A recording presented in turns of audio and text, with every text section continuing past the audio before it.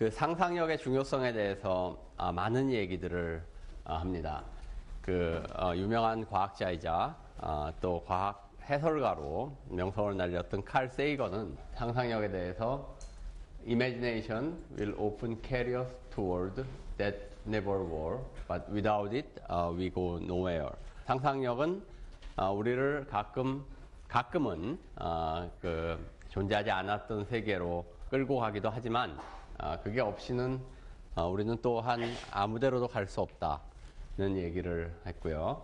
장폴 사르트르 같은 철학자는 상상력을 권자로 라는 유명한 말을 남겼습니다. 최근에 있었던 백남준 선생님 기념 전시 포스터에서는 상상력은 권력이다 라는 그 문구가 있었고, 하버드 비즈니스 스쿨에서 그 경영학을 가르치고 있는 칸토르 교수는 상상력은 21세기 경쟁력이다라는 얘기를 했습니다. 우리는 상상력에 대해서 굉장히 많은 얘기들을 듣는데, 이제 그럼에도 불구하고 상상력이라는 것은 주로 예술을 하는 분들, 디자인을 하시는 분들, 이런 분들에게는 필요한 어떤 능력이지만, 과학을 하는 과학자와는 좀 무관한 그런 그 능력이 아닌가라는 생각을 합니다. 제 오늘 강의에서는 이제 그렇지 않다는 것을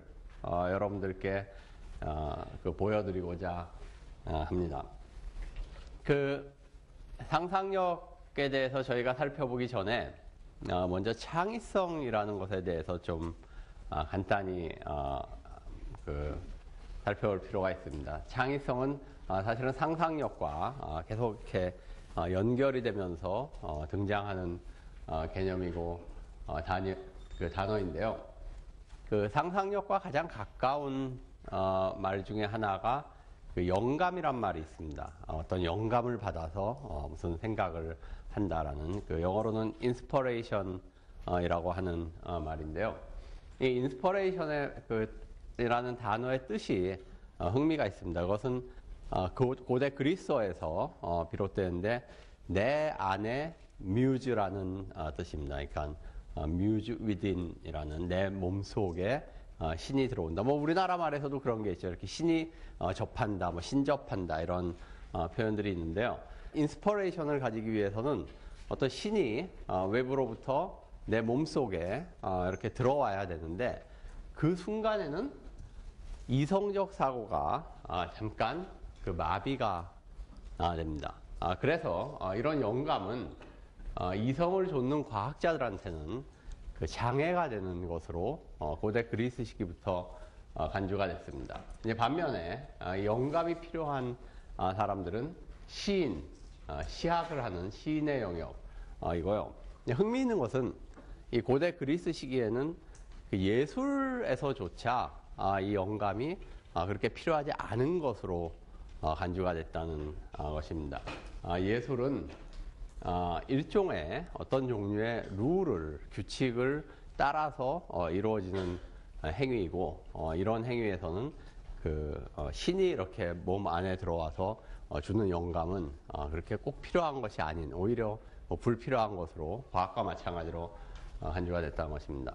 이런 사고를 통해서 이렇게 보면은 고대 그리스 시기에는 인간의 많은 활동 중에 진정으로 창의적인 그러한 활동은 시를 쓰는 활동입니다. 시를 쓰는 활동이고, 그 시를 쓰는 활동과 상당히 비슷한 활동이 무엇을 만드는 활동입니다. 그러니까 기술자가 무엇을 만들어내는 활동이고요. 사실 어떤 면에서 보면 두 사람의 활동에 비슷한 게 있습니다. 기술자들도 나무라든지 돌이라든지 이런 거를 가지고 존재하지 않았던 어떤 새로운 기술을 만들고요. 시인은 언어를 가지고 보통 사람들이 만들지 못하는 굉장히 아름다운 시를 만들어 냅니다. 이렇게 그 고대에서는 기술을 의미하는 테크네라는 단어와 시를 의미하는 포이에시스가 사실은 그 어원이 같을 정도로 두 개가 아주 밀접한 관계에 있었고, 이 두 개가 사실은 인간의 많은 활동 중에 무엇을 만들어내는 만들어낸다는 의미에서 창의적인 그런 활동이라고 간주가 됐다고 합니다. 자, 과학은 이런 사고 속에서는 과학은 그렇게 창의적이지 않은 활동으로 생각이 됐습니다. 아주 오랫동안 사실은 이런 전통이 서양 사회에서 쭉 내려옵니다. 예술도 비슷하고요. 예술도 진정으로 창의적이진 않고 단지 그 사물의 외견을 이렇게 모방하는 그러한 행위로 간주가 됐었습니다.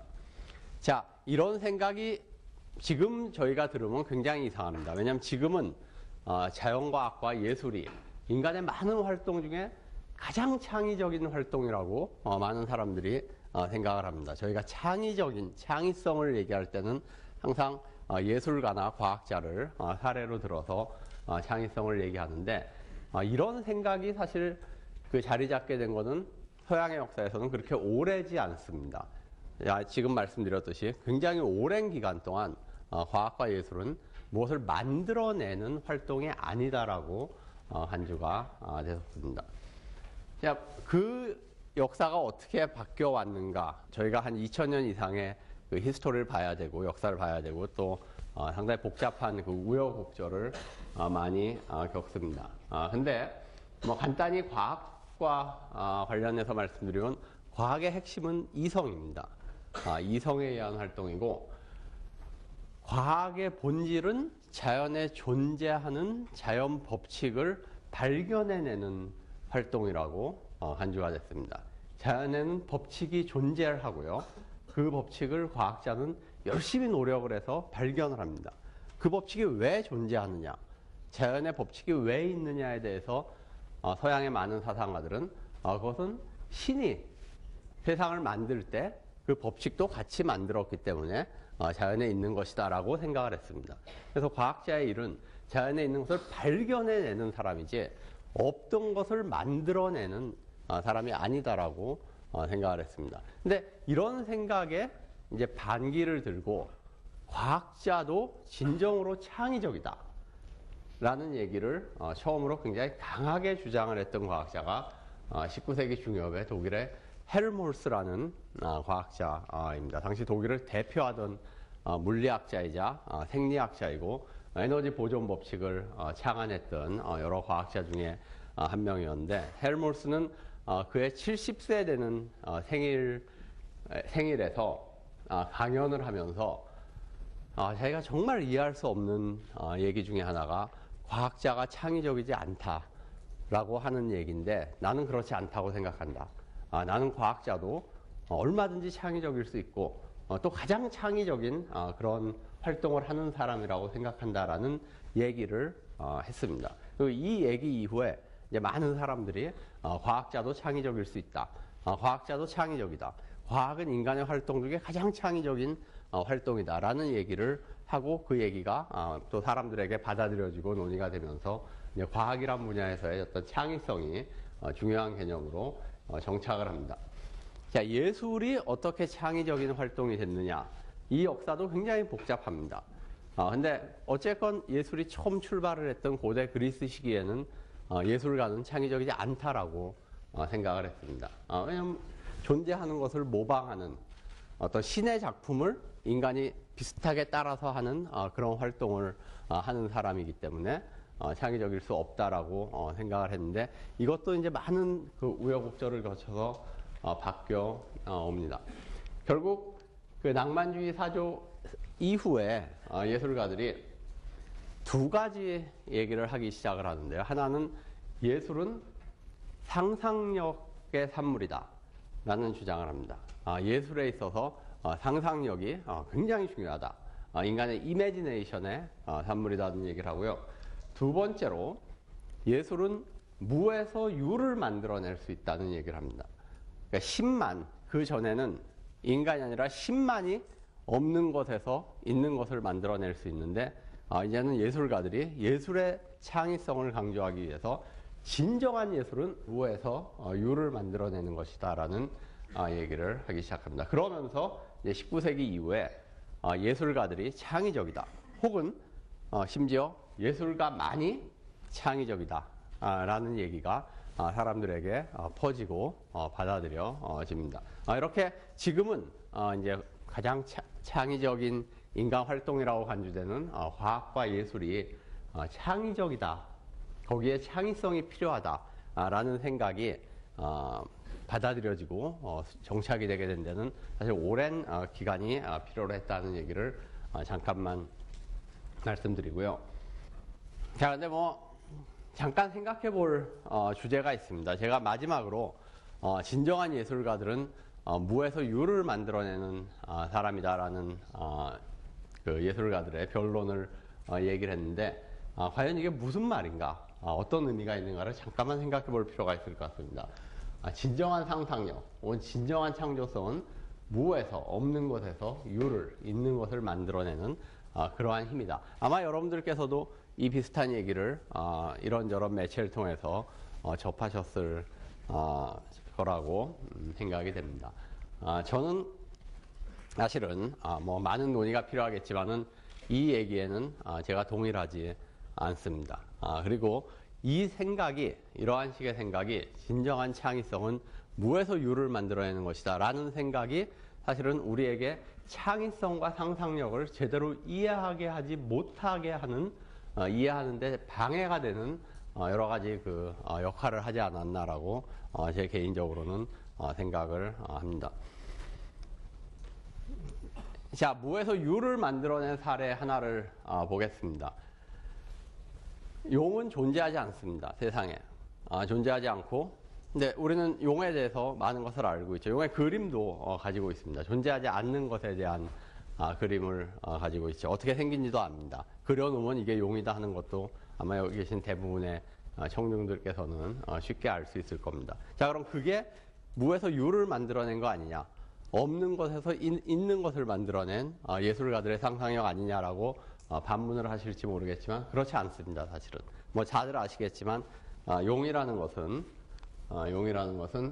이것들의 조합입니다. 낙타 얼굴, 사슴뿔, 토끼 눈, 돼지 코, 암소귀, 이무기 목, 뱀 몸, 매 발톱, 호랑이 발바닥을 조합해서 용을 만든 것입니다. 없는 것에서 있는 것을 만든 것이 아니라 있는 것을 새로운 방식으로 조합을 해서 무엇을 만들어내는 것입니다. 저는 이것이 상상력의 본질이자 창의성의 핵심이라고 생각을 합니다. 저희가 진정한 상상력은, 진정한 창의성은 무에서 유를 만드는 창의성이다 라고 계속 얘기를 하면은 창의성이라는 것이 굉장히 신비스러운 것이 되고 맙니다. 보통 사람은 가질 수 없고 훈련을 할 수도 없고 자기가 획득하기도 굉장히 힘들고 개발하기도 어려운 어떤 소수의 천재만이, 소수의 기인만이 가지고 있는 것으로 간주가 되는데 그게 아니라는 것입니다. 자, 여기 위에 부분은 imagination, 상상력에 대한 영어 사전의 그 용례이고요. 밑에는 상상력에 대한 그 국어 사전의 뜻입니다. 이 첫 번째, 두 번째 사전적 용의가 이 국어 사전의 첫 번째, 두 번째 용의와 비슷합니다. 제가 이걸 영어 사전을 가지고 온 것이기 때문에 설명을 해드리겠습니다. 상상력에는 크게 두 가지 약간은 다른 뜻이 함의가 되어 있습니다. 하나는 눈에 보이지 않거나 즉각적으로 알 수 없는 것을 눈에 보이는 것으로 이렇게 드러나게 하는 그러한 어떤 정신적 능력이라는 것이고, 이건 긍정적인 의미입니다. 두 번째 의미는 이것과 약간 비슷한데 존재하지 않는 것을 마치 존재하는 것처럼 간주하는 그러한 어떤 정신적 능력이라는 것입니다. 그러니까 우리가 두 번째 얘기를 많이 하죠. 어린아이들이 밤에 화장실 가다가 시골에서 나 귀신 봤다 막 이러면은 귀신이 어딨어? 그건 네 상상의 산물이야. 공상의 산물이야. 그런 얘기 많이 합니다. 그럴 때 상상력은 어떤 의미에서는 이제 부정적인 것입니다. 존재하지 않는 것을 마치 존재하는 것처럼 얘기를 하는. 근데 또 한편으로는 다른 사람들은 봐도 잘 거기서 지각하거나 중요하다고 생각하지 않는 것을 상상력이 풍부한 사람은 그것을 시각화할 수 있는, 개념화할 수 있는 그런 능력을 또 한편으로는 가지고 있습니다. 이런 의미에서는 긍정적인 뜻인데요. 상상과 관련해서 흥미있는 에피소드가 하나 있는데, 원래 지금은 상상의 한자를 이렇게 씁니다. 그러니까 보통 저희가 이제 이미지를 얘기할 때 상이고요. 그 이미지를 생각한다 하는 뜻으로 쓰는데, 원래는 이 상상이 코끼리 상자를 썼다 그럽니다. 코끼리를 생각한다는 것인데, 그 의미는 그 예전에 중원이 중국 대륙의 대륙이 따뜻했을 때는 중원 지역에 코끼리가 많이 살았다고 합니다. 근데 이제 기후가 차가워지면서 코끼리들이 점점 남쪽으로 내려가고, 중원 지역에는 코끼리 뼈만 남아 있었다고 합니다. 그래서 나중에 중국 사람들이 그 뼈를 보고서 지금은 존재하지 않는 어떤 굉장히 거대한 동물이 거기 존재했을 것이다. 그 뼈를 보고 한번 맞춰보자. 어떻게 생긴 동물이 도대체 이렇게 큰 뼈를 가질 수가 있나 하는 것을 생각해냈던 그 과정이 이제 상상이라는 뜻으로, 상상이라는 단어로 자리 잡았다는 것이 그 상상의 기원입니다. 자, 그 서양에서는 이슬람의 영향을 받아서 그 중세 시대에 인간의 두뇌에 대해서 굉장히 그 재미있는 관념 하나가 등장을 하게 됩니다.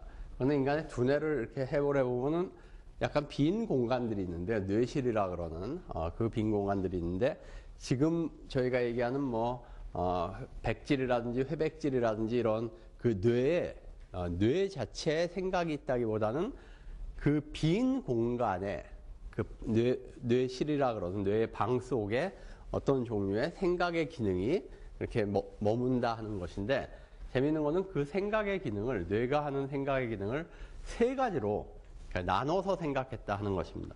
이게 이쪽이 앞머리 쪽이고요. 이쪽이 이제 뒷머리 쪽입니다. 이게 인간의 머리에 그 뇌실을 이렇게 그린 건데, 이 뇌실이 이렇게 크진 않습니다. 상상의 산물이라고도 볼 수 있는데요. 하나, 둘, 세 개가 있는데, 이 세 개가 이 앞부분이 보통 센세이션과 이매지네이션을 담당을 합니다. 그러니까 지각, 감각이죠. 감각과 보고, 냄새 맡고 하는 이런 감각과 상상의 영역을 담당을 하고, 여기가 커그니션과 계산, 그러니까 인식과 계산, 이성의 능력을 보통 담당을 합니다. 가운데가. 그리고 이 뒷부분이 기억입니다. 이 뒤에가 기억을 담당을 합니다. 이게 그레고르 라이치라는 이제 당시 중세 철학자가 그린 그림인데, 이전부터 이런 생각이 철학자들 사이에서는 광범위하게 퍼지고, 또 그 뇌를 해부해 봤다는 사람들에 의해서 이런 생각이 옳은 생각으로 당시에는 뒷받침되고 있었습니다.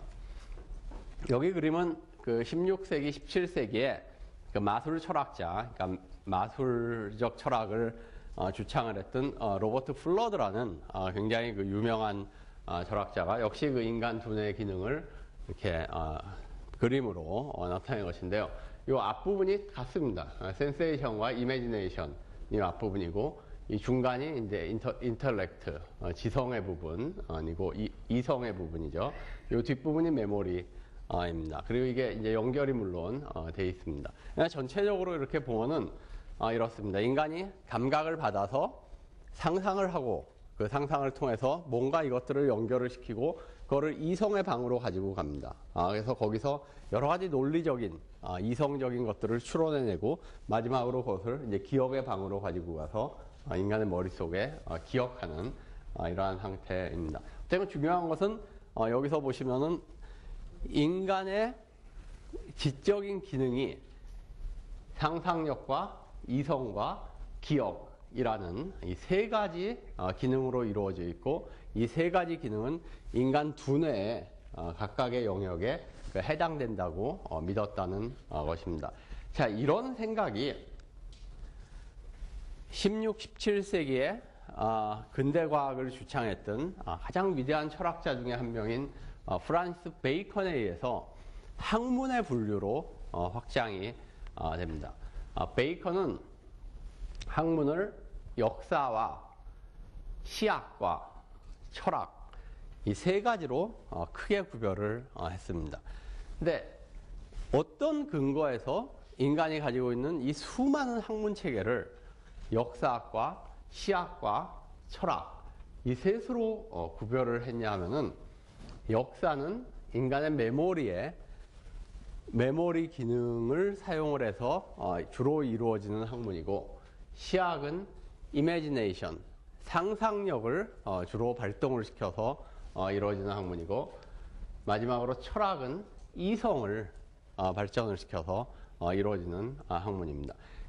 이 많은 학문들이 이 밑에 전부 분류가 될 수는 있지만은 가장 근본적으로는 인간의 학문은 역사와 시학과 철학이라는 그리고 이 각각은 기억과 상상력과 이성이라는 인간의 이 정신 능력의 3개의 영역에 해당된다고 믿었습니다. 자, 베이컨의 이러한 사상은 베이컨을 계승했던 계몽 사상가들에 의해서 훨씬 더 체계적으로 발전을 합니다. 여기 보시는 이 책은 이제 계몽 사상가들의 생각과 노력을 집대성했다고 알려진 백과전서라는 책입니다. 그 당시 백과사전이죠. 그 20권이 넘는 방대한 규모의 백과사전이고 당시까지의 지식을 전부 체계화시켜서 체계적으로 담겠다라고 생각했던 굉장히 야심찼던 프로젝트였습니다. 계몽사상가 많은 사람들이 참여를 했고 여기서는 그 상당한 종류의 어떤 무신론을 주창을 하고 당시 프랑스 정부와 교회에 대해서 굉장히 비판적인 태도를 견지했기 때문에 그 정부와 교회로부터 탄압을 많이 받았던 그러한 프로젝트였습니다. 이 백과전서의 총책임자는 드니 디드로라는 문학자이자 철학가와 장 달랑베르라는 수학자이자 물리학자가 둘이 합심을 해서 이 백과전서를 편집을 했고 중간 정도쯤 편집을 하다가 이제 정부의 탄압이 너무 심해지니까 장 달랑베르는 이 프로젝트를 떠납니다. 떠나고 디드로가 마지막까지 혼자서 이 백과전서 전권을 완성을 했습니다. 이 백과전서의 모든 항목 중에 수만 가지의 항목 중에 가장 널리 일으키고 가장 많이 일으켰던 부분이 백과전서 1권 앞에 붙어 있는 서문입니다. 그 서문을 누가 썼냐면은 부편집인이었던 달랑베르, 뭐 굉장한 천재적인 수학자이자 물리학자였었죠. 남들은 드라이가 하늘의 별 따기였던 파리 과학 아카데미를 20대 초반의 나이에 정회원으로 선출이 될 정도로 아주 뛰어난 과학자이자 또 철학과 예술에도 아주 조예가 깊었던 학자였습니다. 그 달랑베르가 서문을 썼는데 그 서문에 지식 체계를 분류하는 것이 나옵니다. 인간의 지식 체계를 세 가지 큰 영역으로 분류를 하는데요. 이게 메모리에 해당되는 기억에 해당되는 역사입니다. 이쪽 칼럼이. 이쪽 가운데 가장 긴 칼럼이 이성에 해당되는 철학이고요. 근데 이 철학은 지금의 과학을 다 포함한 영역입니다. 굉장히 포괄적인 의미고요. 지금의 철학이라고 생각하시면 안 되고요. 지금의 자연과학과 지금의 사회과학, 인문학의 굉장히 많은 부분을 포함을 한 그런 영역이고 imagination, 상상력에 해당되는 게 시학입니다. 이 시학에서는 이제 문학만 있는 것이 아니라 예를 들어서 조각이라든지 페인팅이라든지 음악이라든지 이러한 예술 영역까지 다 포함이 됩니다. 이 역사가 이렇게 많은 이유는 사실은 이만큼이 내추럴 히스토리라는 영역입니다. 그러니까 자연사, 자연에 대한 역사입니다. 그러니까 생물학이라든지 지질학이라든지 지리학이라든지 이런 영역입니다. 인간 역사는 이렇게 짧습니다. 짧지만 자연사 때문에 이렇게 많아진 거고 이성에 해당되는 대부분이 자연과학입니다. 자연과학이고 이 두 개를 합친 영역이 과학의 영역이라고 과학과 철학의 영역이라고 봐도 과언이 아닙니다. 인간 역사는 요만큼 상상력에 해당되는 부분도 합쳐서 요거밖에는 안 됩니다. 그러니까 이 달랑베르와 그 당시 백과전서를 만들었던 사람들의 생각에 의하면은 인간의 모든 활동 중에 과학이 다른 어떤 활동과 비해서도 비교할 수 없을 정도로 중요한 의미가 있는 그러한 활동이었던 것을 저희가 알 수가 있습니다. 이건 이제 여기 보여드리는 이 그림이 백과전서 1권의 표지화 그림입니다. 권두화라고 얘기하는 1권을 넘기면은 첫 페이지에 나오는 그림입니다. 굉장히 그 많은 상징으로 가득 찬 그림이고, 뭐 어떤 의미에서는 이 백과전서파의 철학을 아주 잘 드러내는 그러한 그림이라고 볼 수가 있습니다. 이 가운데 베일을 벗고 베일을 쓰고 서 있는 뮤즈가 진리입니다. 트루스. 예, 저희가 진리의 베일을 벗긴다라는 표현을 하죠. 근데 그게 여기서 등장을 하는 행위입니다. 진리가 베일을 쓰고 있는데 그 베일을 벗깁니다. 이 왕관을 쓰고 진리의 베일을 벗기는 사람이 이성입니다. reason이고, 요 밑에 머리에 날개를 달고 이 이성을 도와서 팔을 뻗쳐서 같이 베일을 벗기는 사람이 철학입니다. 뭐 과학이라고 해도 되겠죠. 그리고 이제 재밌는 것이 요 분인데, 이게 진리가 베일을 벗기고 광채가 나니까 이렇게 눈이 부셔서 얼굴을 가리면서 한 걸음 뒤로 물러나고 있는 사람이 뭐겠어요? 신학입니다. 신학. 그러니까 그 전까지는 학문의 왕의 왕으로 꼽혔던 그런 영역인데, 지금은 이제 과학과 이성의 힘에 눌려서 한 걸음 뒤로 물러나고 있는 상태입니다. 그리고 이쪽 영역이 역사입니다. 이쪽이 역사고요. 여기 이상하게 생긴 기구가 하나 보이죠? 기구가 있는데 이 기구를 손에 만지고 있는 사람이 물리학입니다. 이 기구는 진공 펌프이고, 이 기구 안에 보는 이상 물건 뭐가 하나 들어있는데 새가 하나 들어있습니다. 새. 보통 당시에 그 진공 펌프로 진공을 만들면서 그 안에 새를 이렇게 집어넣고 실험들을 많이 했습니다. 진공이 되면 이제 새가 죽죠. 근데 왜 죽느냐? 뭐 이게 이제 당시에 그 논쟁거리 중에 하나였습니다. 그리고 여기 그 종이를 이렇게 펼쳐서 보는 사람이 피타고라스 정리가 그려져 있습니다. 기하학입니다. 기하학이고, 이쪽에 예, 뒤를 돌아서 서 있습니다. 뒤를 돌아서 서 있고, 요 머리에 별이 이렇게 있고요. 이 손에 보는 그 혼천이를 들고 있습니다. 천문학이고요. 여기 있는 기구가 현미경입니다. 현미경이고, 여기 광학이고, 그 다음에 여기 선인장을 들고 있는 사람이 식물학입니다. 여기 퍼니스를 들고 있는 사람이 화학이고, 이쪽이 농학입니다. 농학. 이쪽이 기술, 테크놀로지입니다. 그래서 이걸 보시면은 진리의 광채가 빛을 발해서 물리학과 수학이 빛을 받고, 그 밑에 광학과 식물학과 화학과 농학이 발전을 하고, 그 발전 밑에 하에 기술이 발전한다 라고 해석을 할 수도 있고요. 아니면 뭐 기술의 발전에 힘입어서 이런 개별 학문들이 발전을 하고 그 위에 이제 드디어 진리가 들어간다라고 해석을 할 수도 있습니다. 근데 어쨌건 가장 중요한 부분이, 이쪽 가장 중요한 부분이 과학과 기술, 특히 이제 과학에 관련된 부분입니다. 자, 그리고 이성이 베일을 벗기면은 진리가 나체가 됩니다. 나체가 되기 전에 재빨리 그 진리를 감싸기 위해서 화환을 들고 접근하는 뮤즈가 상상력입니다. 이쪽이 상상력이고, 이쪽이 이제 상상력의 영역입니다. 상상력의 영역이고, 여기 페인팅도 있고요. 그러니까 그 그림도 있고, 이쪽이 건축도 있습니다. 스컵처, 건축도 있고, 음악이 있고요. 들고 있는 것들을 보면 다 이제 무슨 역할을 하는지를 하나하나 해석을 알 수가 있습니다. 그래서 전반적으로 보는 상상력과 이성과 역사가 이렇게 나눠져 있습니다.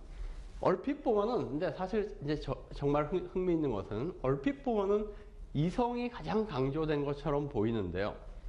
그렇지만 저희가 그 전에 봤던 거랑 비교해 보면 꼭 그렇지도 않습니다. 그러니까 디드로와 달랑베르의 분류에 따르면은 이성이 압도적인 우위입니다. 상상력에 비해서. 이 칸수를 씌워봐도 6분의 1 정도밖에 안 됩니다. 상상력이. 근데 이 그림에서는 거의 이성과 상상력이 한 절반 정도씩의 구도를 차지하고 있고, 중요한 것은 많은 부분에서 이성과 상상력이 서로 맞닿아 있다는 것입니다. 서로 붙어 있다는 것입니다. 그래서 뭔가 디드로와 달랑베르의 의도와는 조금 다른 형태로 그림이 그려지지 않았나라는 것을 저희가 생각해 볼 수가 있는데, 이 그림을 그린 사람은 코셴이라는 당시의 화가였습니다. 그 당시에 진리를 나타내는 상징은 벌거벗은 여성이었습니다. 벌거벗은 아무것도 실오라기 하나 걸치지 않은 여성이 대개는 진리를 상징을 했습니다. 프랑스와 르무안의 시간은 진리를 드러낸다라는 작품입니다.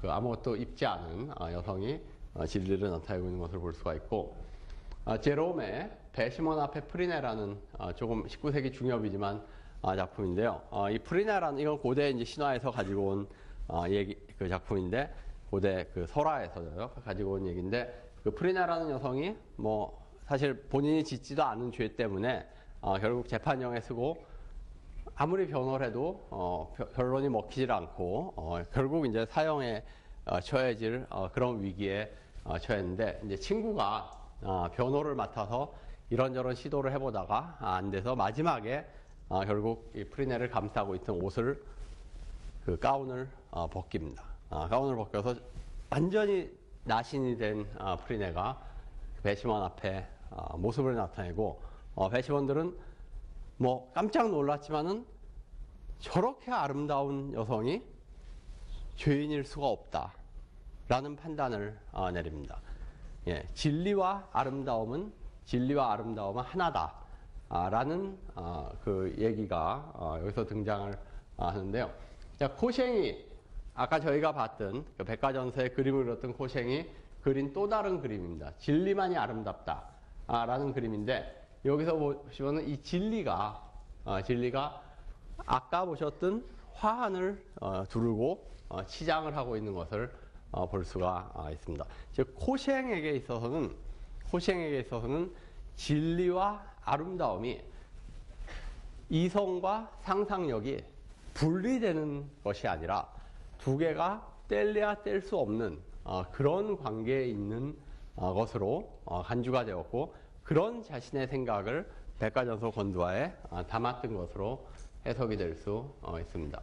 근데 이런 코셴의 생각이 아주 낯선 것은 아니었습니다. 그 당시에 계몽사상가 중에 뭐 유명했던 계몽사상가 꽁디악은 이런 얘기를 했습니다. 진리를 아름답게 하기 위해서는 반드시 그것을 상상력으로 치장해야 한다. 상상력과 진리의 관계는 보석과 아름다운 여인의 관계와 같다. 뗄 수 없는 그런 관계다. 좀 뒤지만 영국의 시인 키츠는 아름다움이 진리이고 진리가 아름다움이다. 저희가 조금 전에 봤던 그 배시몬 앞에 프리네 같은 작품이 역설하고자 했던 메시지죠. Beauty is truth, truth beauty. 결론적으로 코셴의 그림은 이성과 상상력의 분할보다는 이 상생과 협력의 철학을, 화가의 철학을 담고 있는 것이 아닌가라고 해석을 할 수가 있습니다. 예, 고야는 Imagination deserted by reason produces impossible monsters. United with reason, imagination is the mother of the art and the source of their wonders. 이성에서 버려진 상상력은 불가능한 괴물을 낳지만, 이성과 결합했을 때 상상력은 모든 예술의 어머니이자 그 경이로움의 원천이다 라고 얘기했고요. 존 틴달이라는 과학자는, 제가 그냥 해석을 하겠습니다. 이미지네이션이 없이는 우리는 비판적인 힘을 가질지는 몰라도 창의적인 힘을 과학에서 가지기는 힘들다. 이성과 결합했을 때 상상력이라는 것은 과학자의 가장 강력한 도구가 될 수 있다라고 얘기를 했습니다. 자, 지금부터 아주 제가 뭐 시간도 많이 되고 그랬기 때문에 그 과학에서의 상상력의 어떤 중요성을 보여줄 수 있는 사례를 한 두 가지 정도만 간단하게 말씀드리겠습니다. 첫 번째 사례는 뉴턴인데요.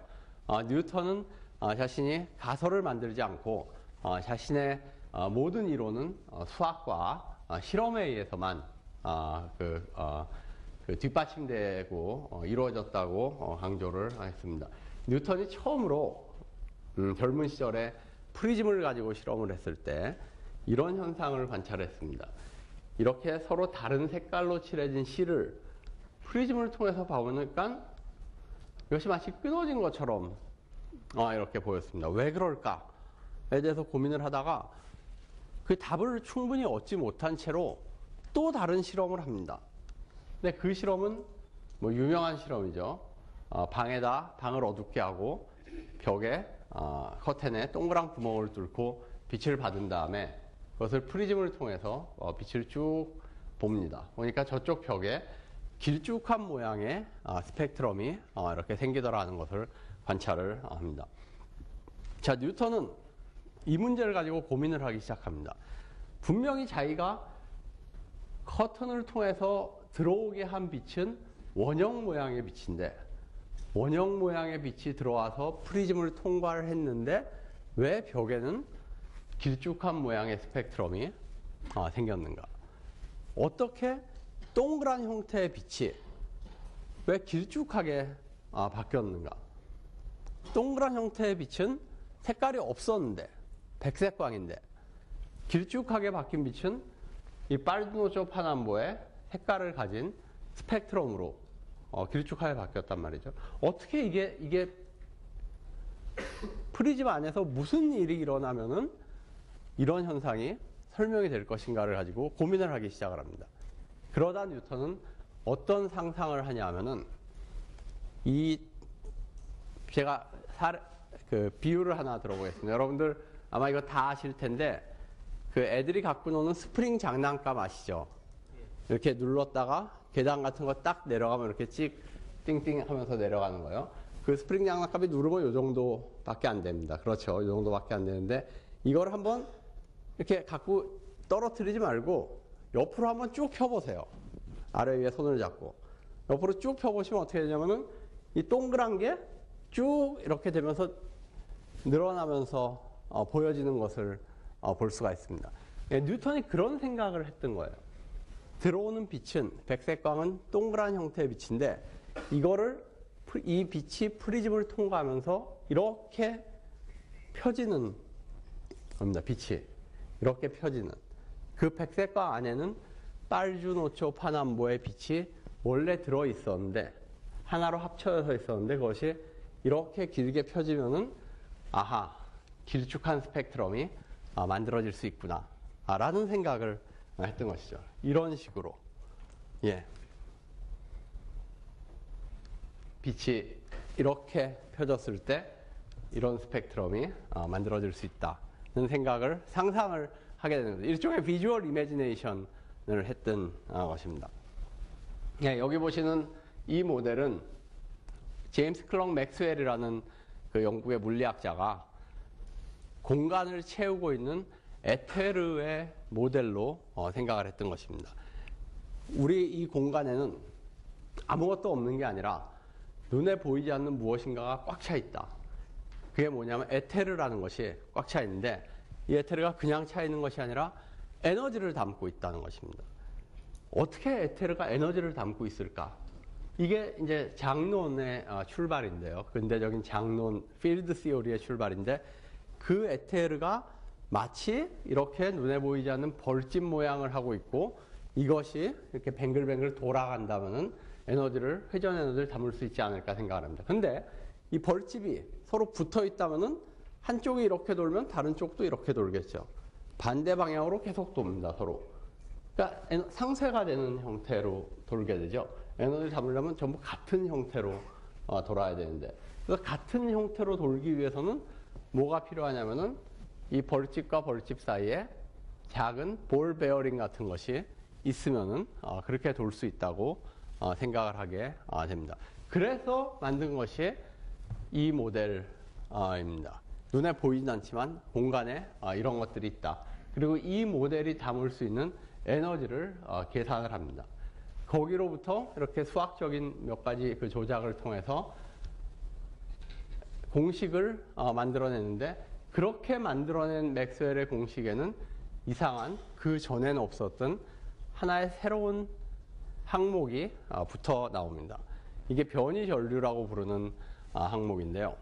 맥스웰의 전자기학에서 굉장히 핵심적인 개념입니다. 그리고 이 변이 전류 항목 때문에 이 두 식을 조합을 해서 계산을 해보는 공간을 통해서 어떤 형태의 전자기파가 전파가 된다라는 결론도 여기서 나옵니다. 그러니까 맥스웰 전자기학의 가장 핵심적인 개념이 결국은 이 모델에서 출발했는데 저희가 지금 잘 알지만은 이런 것들은 세상에 존재하지를 않습니다. 이런 모델은 어떻게 보면 맥스웰의 상상이 만들어낸 그러한 모델인데 그 상상이 가지는 힘을 또한 굉장히 잘 보여주는 것이라고 볼 수가 있습니다. 예, 제 시간이 이제 다 됐는데요. 상상력이라는 것은 눈에 보이지 않는 것을 눈에 보이게 하는 능력, 잘 모르는 것을 잘 알려져 있는 것과 이용해서 유비를 만드는 능력, 자신의 여러 분야를 타 분야의 요소들과 결합시키는 그러한 능력이고, 이런 능력은 결국 다른 사람들이 하지 못했거나 보지 못했던 어떤 종류의 연관 혹은 융합을 수반을 하고, 이것을 저는 이제 창의적 융합이라고 부를 수 있습니다. 자, 이제 마지막 그림을 한 장 보여드리고 강의를 마치도록 하겠습니다. 저희가 아까 봤던 백과전서의 표지 그림의 그 진리가 베일을 벗는 그림인데, 이 이미지는 그 이후에도 계속 이용이 됩니다. 예를 들어서 과학의 앞에서 베일을 벗는 자연이라는 작품입니다. 바리아라는 프랑스 조각가의 작품이고, 이거는 지금 그 국제 이론물리연구소 그 유럽에 있는 썬의 그 하드론 콜라이더 센터의 그 로비에 소장되어 있는 작품입니다. 그렇지만 더 유명한 것은 이거죠. 노벨상 뒤에 조각되어 있는 과학이 자연의 진리를 드러내는 베일을 벗기는 그러한 작품인데, 저희가 이제 오늘 제 강의의 핵심은 이 자연의 베일을 벗기는, 베일을 드러내는 과학은 이성만이 아니라 이성과 상상력의 조화로운 결합이다 하는 점이 오늘 제 강의의 핵심이라고 제가 강조하고 싶었던 것이라는 것 점을 말씀드리면서 여기서 마치겠습니다. 예, 고맙습니다.